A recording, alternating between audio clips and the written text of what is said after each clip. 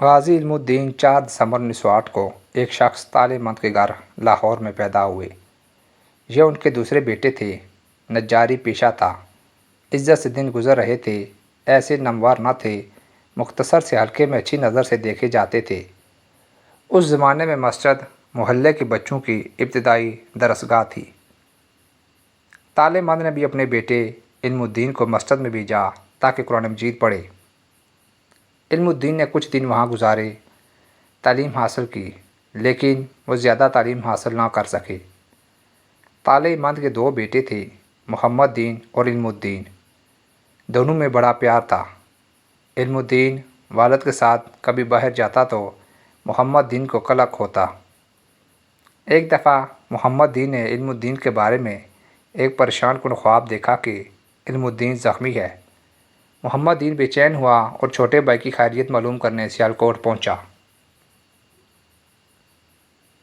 دونوں بھائیوں کی محبت کا یہ عالم تھا کہ جب محمد دین اپنے والد کے ٹھکانے پر پہنچا تو علم الدین چارپائی پر بیٹھا تھا۔ بھائی کو دیکھتے ہی علم الدین اچھل پڑا۔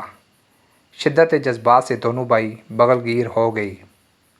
محمد دین نے دیکھا کہ علم الدین واقعی زخمی ہے۔ ہاتھ پر پٹی بندھی ہوئی ہے۔ ہاتھ پر شیشہ لگا تھا لیکن زخم گہرا نہیں تھا۔ علم الدین نے بچپن میں بعض ایسے واقعات دیکھے جن کے نقوش ان کے دماغ پر ثبت ہوئے اور ان کی کردار سازی میں کام آئے۔ علم الدین 1 سال تک والد کے ساتھ کوہاٹ میں رہے۔ یہ علاقہ غیور اور بہادر پٹھانوں کا ہے۔ علم الدین کے والد نے کوہاٹ جا کر رہنے کے لیے مکان کرائے پر لیا جس کا مالک اکبر خان نامی پٹھان تھا۔ طالب مند ایک دن کام میں مصروف تھے کہ کسی نے آ کر بتایا کہ ان کے مالک مکان اکبر خان کا بھائی سے جھگڑا ہو گیا ہے۔ اس کا بھائی شدید زخمی ہو گیا ہے اور اس کی رپورٹ پر پولیس نے اکبر خان کو گرفتار کر لیا ہے۔ اکبر خان کی گرفتاری کی خبر سنتے ہی طالب مند نے کام چھوڑا اور اکبر خان کی مدد پر جانے کو تیار ہو گئے۔ طالب مند کے ایک ساتھی روشن خان نے حیرانی سے پوچھا، طالب مند، تمہاری اکبر خان کے ساتھ کوئی رشتہ داری ہے جو یوں کام چھوڑ کر جا رہی ہو؟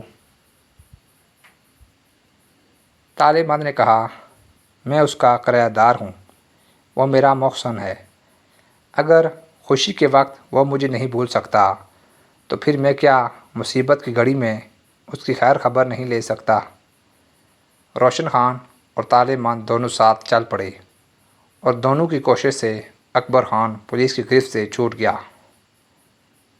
اس واقعے کا اکبر خان پر یہ اثر ہوا کہ طالب مند کے ذہن اور اس کے اصرار کے باوجود اکبر خان نے 1 سال تک اس سے کرایہ وصول نہیں کیا۔ جب طالب مند واپس لاہور آئی تو اکبر خان نے پیار کی نشانی کے طور پر باپ بیٹے کو ایک چادر بھی دی۔ جب ہندو مصنف راج پال نے نبی کریم صلی اللہ علیہ وآلہ وسلم کی شان میں گستاخی کرتے ہوئے رنگیلا رسول نامی کتاب لکھی تو اس کی اشاعت سے مسلمانوں میں غم و غصہ کی لہر دوڑ گئی۔ ہر مسلمان کے دل میں ناموس رسالت صلی اللہ علیہ وآلہ وسلم پر قربان ہونے کی امنگ بڑھ گئی۔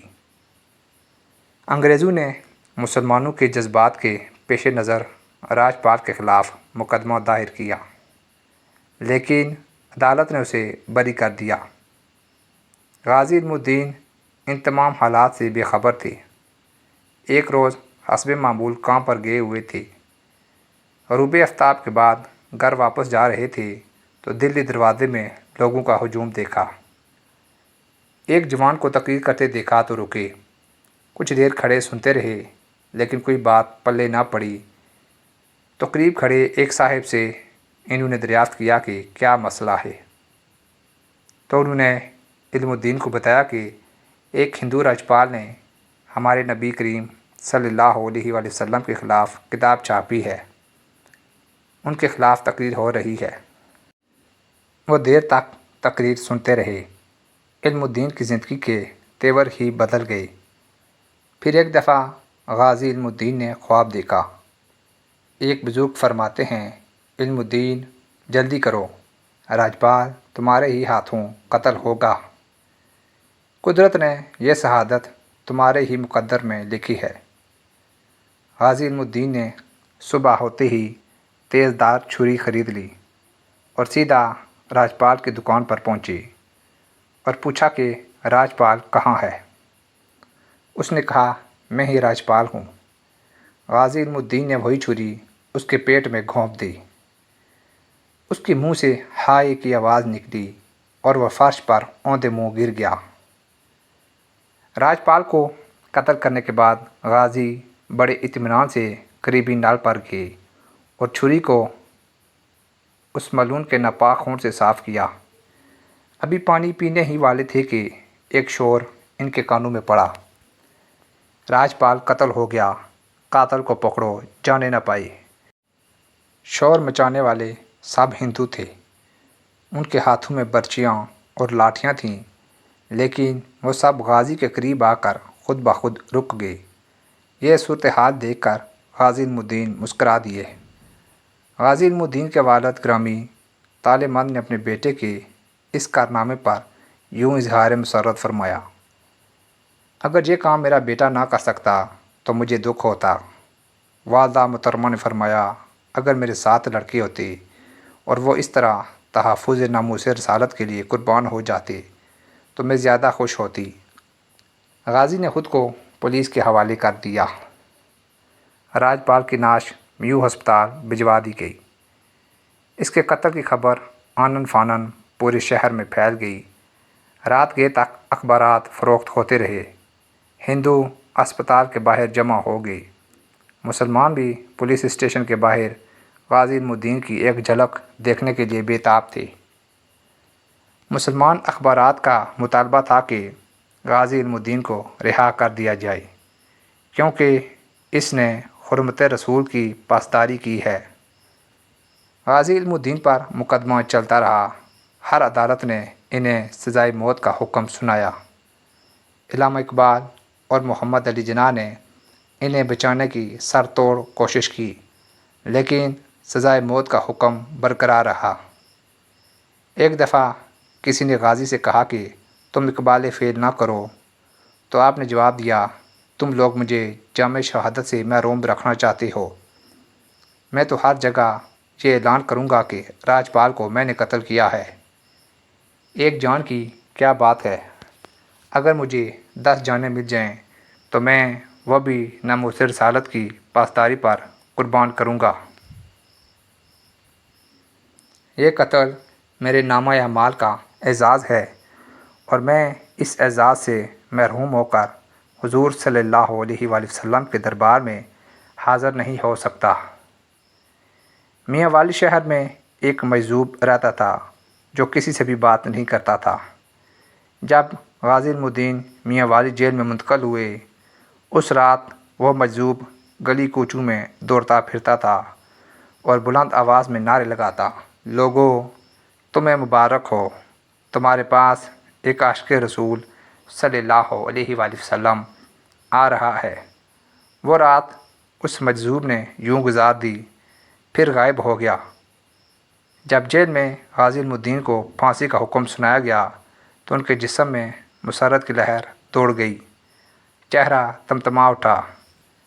پھانسی کی سزا سننے والا شخص جتنا بھی دلیر ہو، پھانسی کی سزا کا اعلان ہو جانے کے بعد اس کا وزن ضرور گھٹتا ہے، بڑھتا نہیں۔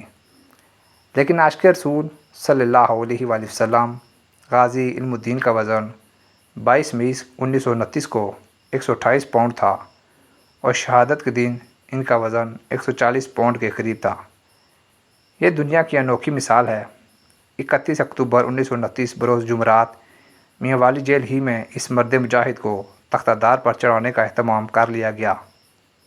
آپ نے 2 نوافل ادا کیے اور بڑے اطمینان اور وقار کے ساتھ تختہ دار کی طرف بڑھے اور پھندے کو چومتے ہوئے خوشی سے زیب گلو کر لیا اور درود و سلام پڑھتے ہوئے جام شہادت نوش کر کے حیات جاوداں پا گئے۔